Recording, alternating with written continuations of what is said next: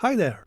This is an Italeri SBD5 Dauntless kit in 48 scale. Actually a reboxed accurate miniatures kit by Italeri. I don't know how it happens, but sometime in Korea still produces kits from these molds and sells these kits to companies such as Ravel, Academy and Italeri. Accurate Miniatures was a company that made high-quality kits ahead of its time. However, due to quality control issues, you had to truly inspect every box you purchased. First of all, I do routine checks to avoid any surprises. As you can see, the left half of the fuselage is quite thin.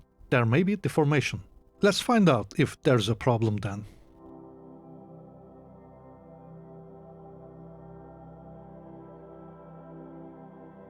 There doesn't seem to be any problem. Then let's continue building.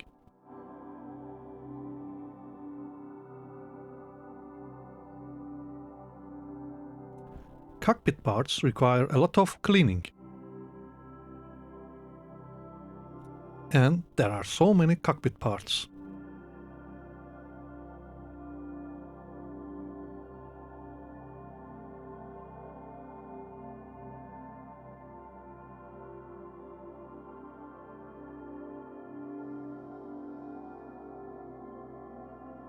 Of course, other parts too.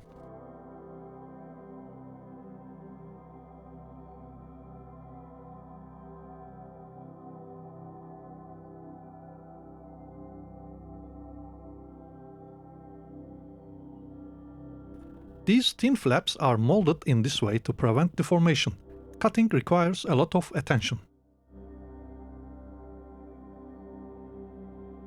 Cockpit assembly is quite complicated and the instruction manual is not helpful at all. For this reason, I'll show you the cockpit assembly part in brief.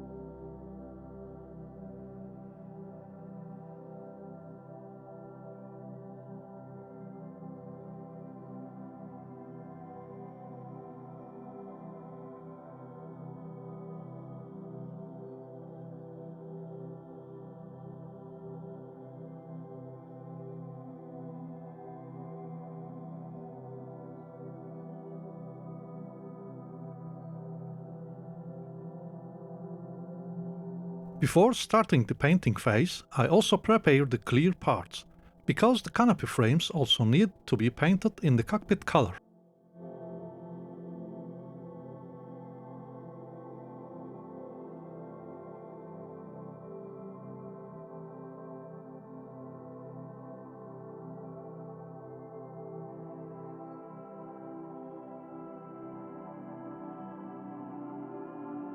Okay, now I can start painting. Primer first.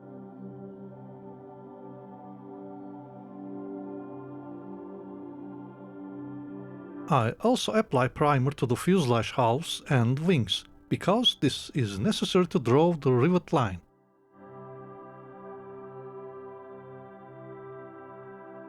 I'll be using this rivet diagram I found through a simple Google search.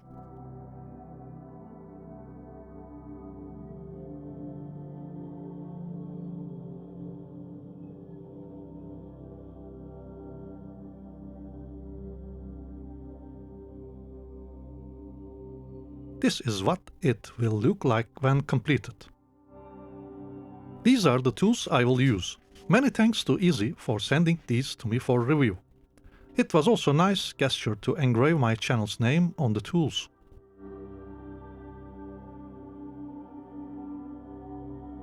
As you can see, there are single and double types in all sizes.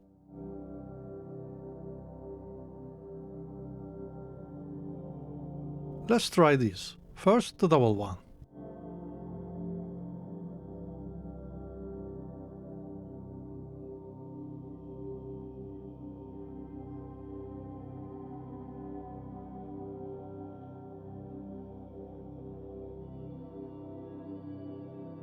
and the single one. Using the double one requires some practice, so try it somewhere else until you get used to it. The result is quite good.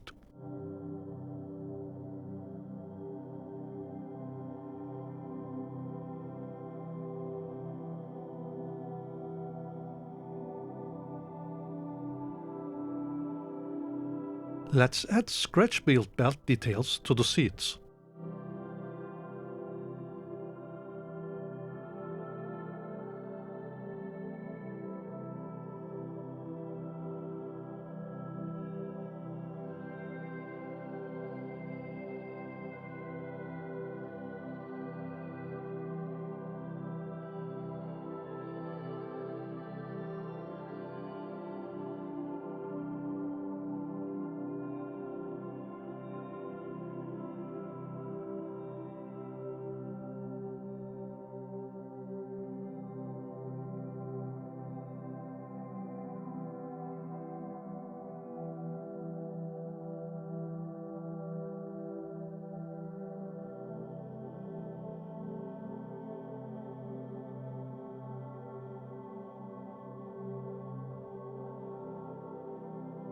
I apply a dark wash for a pre-shading effect before applying the main color.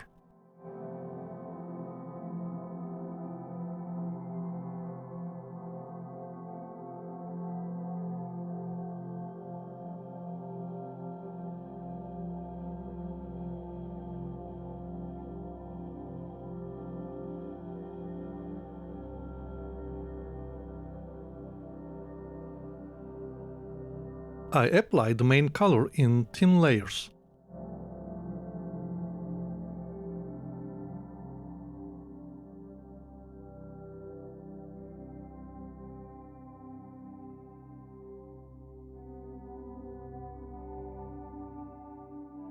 While I have the cockpit color in the cup, I also paint the canopy frames.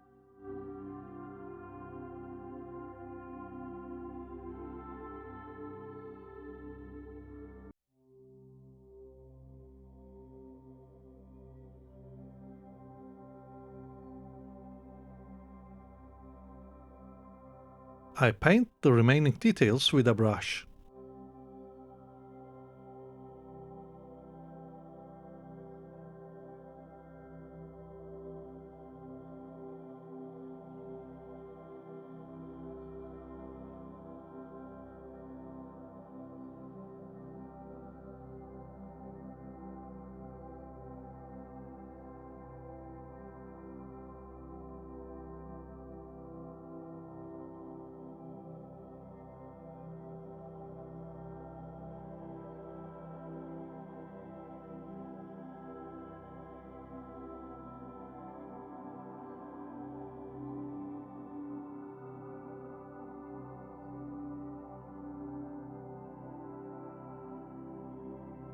I applied a coat of gloss varnish to uniform and protect all the paint.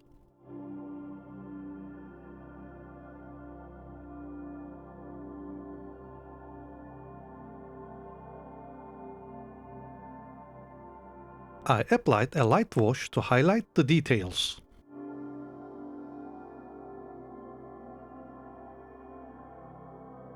Finally, I applied matte varnish.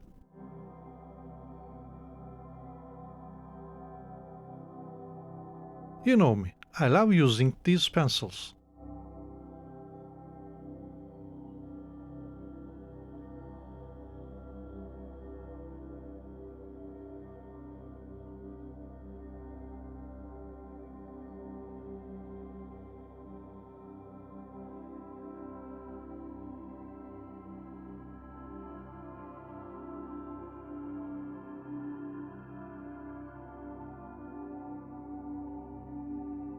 Glass effect.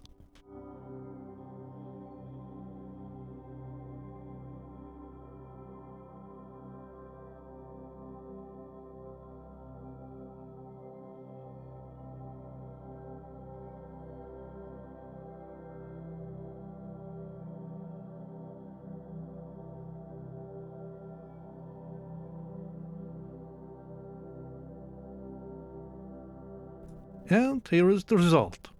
Most of them will not be visible, but it doesn't matter. The important thing is to practice and improve. Now comes the assembly phase, which is a little bit complicated.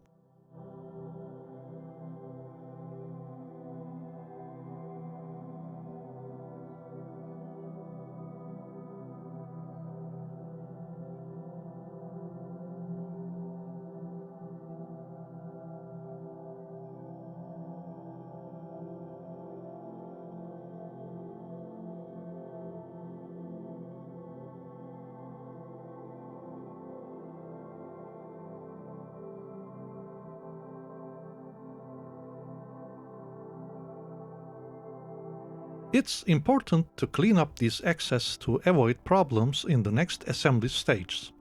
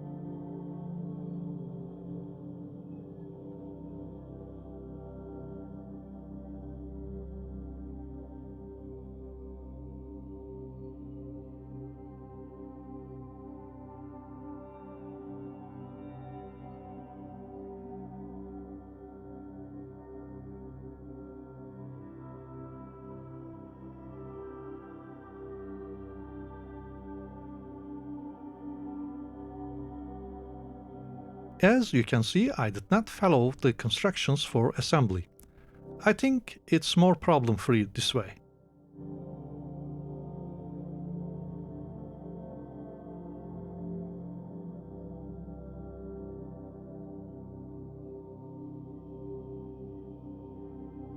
To move on the next stage, it's necessary to install the engine and its parts.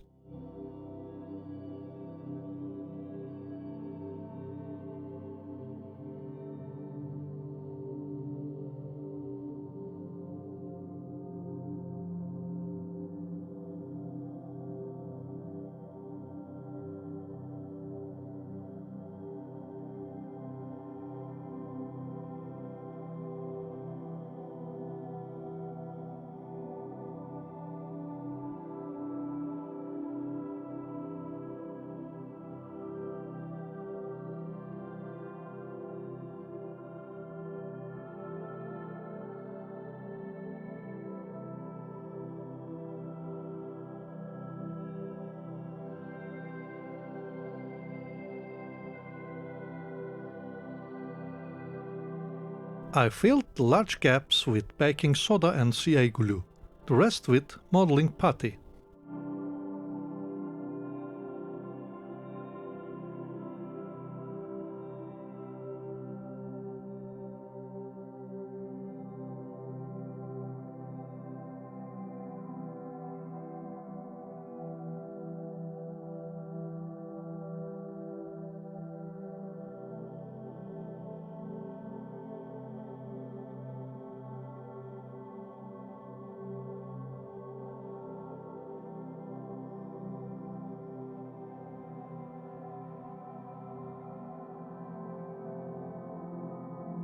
I recreated the details lost during leveling.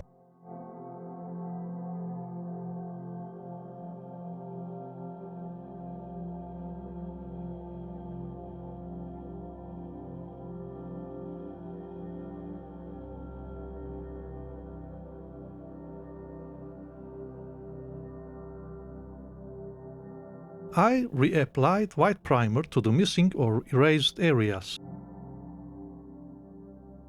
I will try this method for the first time, pre-shading with weathering wash.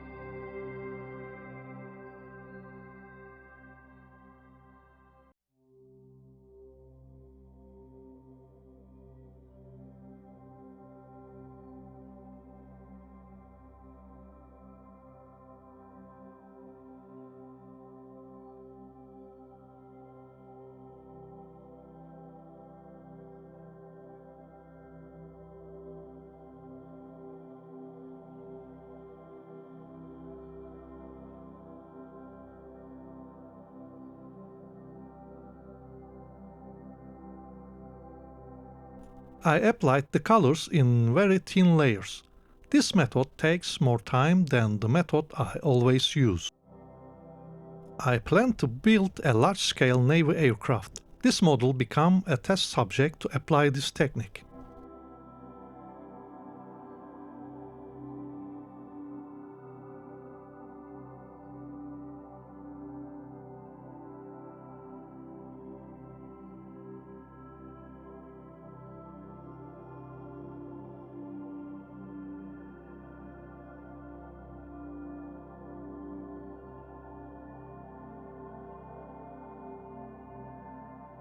I'm not sure I want to do this on a larger scale anymore, as it takes hours and days.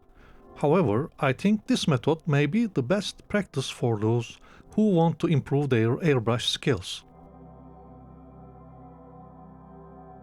Since the paint is very thin, there is no possibility of making a mistake, and since the effect goes from the most worn to the newest, you decide where to stop by seeing the result. This is also an advantage. I continue to paint using many shades of camouflage colors.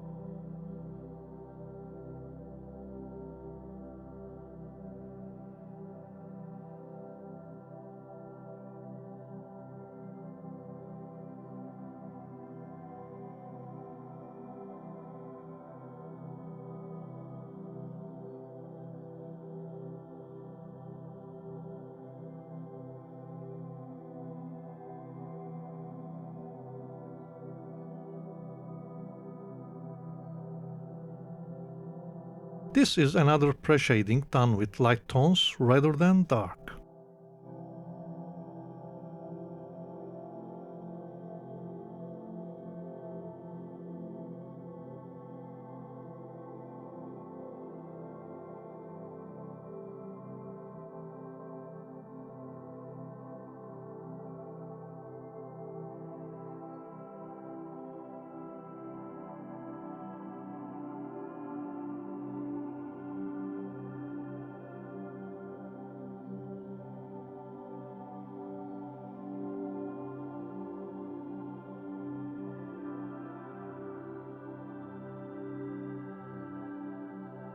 Before applying the decals, I applied a coat of gloss varnish to the model.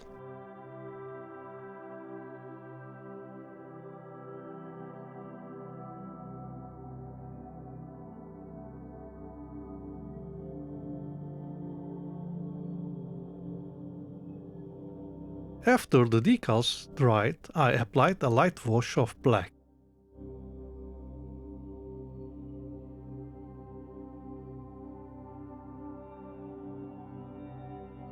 And finally, I applied matte varnish. You see that the paint effect I applied on the matte surface becomes more evident. I think the effect is quite good on white surfaces. However, I didn't like it very much on the dark surfaces. Let's fix this. I start on the upper surface with various mixtures I prepared with more bluish and darker tones.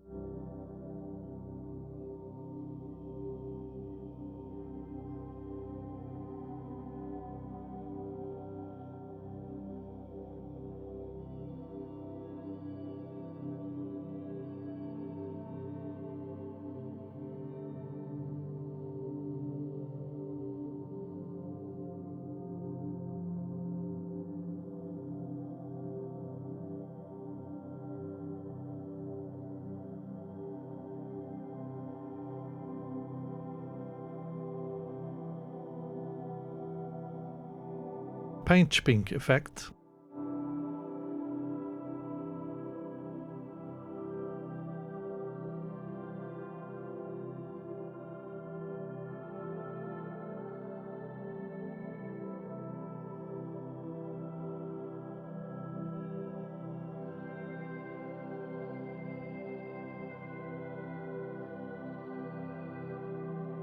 Finally, I completed the weathering with the shading effect I applied with the sepia mixture.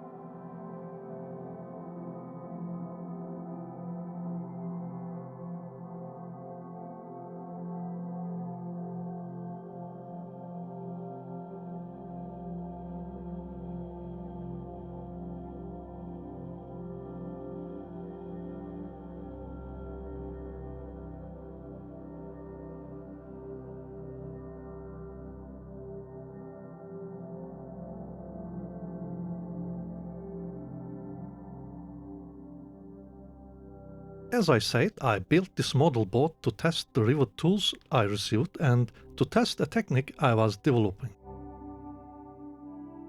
So I finished this model straight out of the box. I did not add extra details and did not correct errors in place such as the canopy. Still, I think it's a useful video that will inspire you. Well, thanks for watching this episode. If you liked the video, please like and share. Subscribe my channel if you haven't yet. Also, you can support my channel if you can see the join button below or on Patreon. The links are in the information section below. See you soon on the next episode. Until then, take care of yourself and keep modeling. Bye.